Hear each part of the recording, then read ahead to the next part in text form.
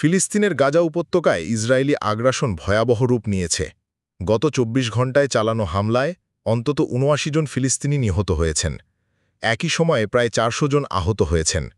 এই নতুন হতাহতের ঘটনা গাজায় চলমান মানবিক সংকটকে আরও গভীর করেছে। গাজার স্বাস্থ্য মন্ত্রণালয়ের তথ্য অনুযায়ী এই হামলাগুলো উপত্যকা জুড়ে চালানো হয়েছে। এর মধ্যে দক্ষিণাঞ্চলীয় খান ইউনিস শহরও রয়েছে, যেখানে ইসরায়েলি সেনাবাহিনী অভিযান চালিয়েছে। আশঙ্কা করা হচ্ছে অনেকেই ধ্বংসস্তূপের নিচে চাপা পড়ে আছেন। ফলে প্রকৃত হতাহতের সংখ্যা আরও বেশি হতে পারে।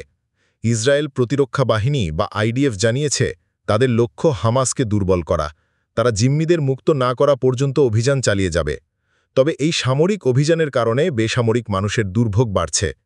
গত ২৪ ঘণ্টায় নিহত ৭৯ জনের মধ্যে ৩৩ জনই ত্রাণ নিতে গিয়ে প্রাণ হারিয়েছেন। গাজা মানবিক ফাউন্ডেশন বা জিএইচএফ দ্বারা পরিচালিত ত্রাণ বিতরণ কেন্দ্রগুলোতে হামলা বেড়েছে। গত কয়েক সপ্তাহে ত্রাণ নিতে যাওয়া শত শত ফিলিস্তিনি ইসরায়েলি হামলায় নিহত হয়েছেন। জাতিসংঘ ও অন্যান্য আন্তর্জাতিক সংস্থা জিএইচএফ ব্যবস্থাকে মৃত্যুফাঁদ বলেছে।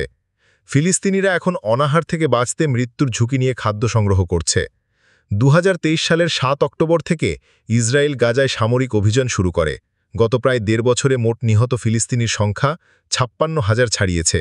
আহত হয়েছেন ১,৩২,০০০-এরও বেশি মানুষ। এই হতাহতদের ৫৬% নারী ও শিশু। অন্যদিকে ইসরায়েলি সামরিক বাহিনীর তথ্য অনুযায়ী ৮৬০ জনের বেশি ইসরায়েলি সেনা নিহত হয়েছেন। হামাসের হাতে এখনও প্রায় ৫০ জন জিম্মি রয়েছেন বলে ধারণা করা হয়। আন্তর্জাতিক বিচার আদালত আইসিজে ইসরায়েলের বিরুদ্ধে গণহত্যার মামলা দায়ের করেছে। যুক্তরাষ্ট্র যুদ্ধবিরতির জন্য বারবার চেষ্টা করলেও তা ব্যর্থ হয়েছে। সম্প্রতি ইসরায়েল ও ইরানের মধ্যে যুদ্ধবিরতি হলেও গাজায় মৃত্যুর মিছিল থামছে না। গাজার জনগণ প্রায় ২ বছর ধরে ভয়াবহ ধ্বংসযজ্ঞ ও দুর্ভোগের শিকার। দখলকৃত পশ্চিম তীরেও ইসরায়েলি বসতি স্থাপনকারীদের হামলায় ফিলিস্তিনিরা নিহত হচ্ছেন। এমনকি ইসরায়েলের অভ্যন্তরেও ফিলিস্তিনি নাগরিকদের আশ্রয়কেন্দ্রে প্রবেশে বৈষম্য দেখা গেছে। গাজা উপত্যকায় চলমান পরিস্থিতি একটি গভীর মানবিক বিপর্যয়ের চূড়ান্ত চিত্র। ৭৯ জনের মৃত্যু এবং ৪০০ জনের আহত হওয়ার ঘটনা অগণিত মানুষের কষ্টের প্রতীক। ত্রাণ নিতে গিয়ে বেসামরিক মানুষের নিহত হওয়া আন্তর্জাতিক আইনের গুরুতর লঙ্ঘন। এটি মানবিকতার চরম অবমাননা নির্দেশ করে। এই সংঘাতের একটি জরুরি যুদ্ধবিরতি প্রয়োজন। গাজার মানুষের জন্য নিরবিচ্ছিন্ন মানবিক সহায়তা নিশ্চিত করা জরুরি। আন্তর্জাতিক সম্প্রদায়ের উচিত এই অমানবিক পরিস্থিতি বন্ধে কার্যকর পদক্ষেপ নেওয়া।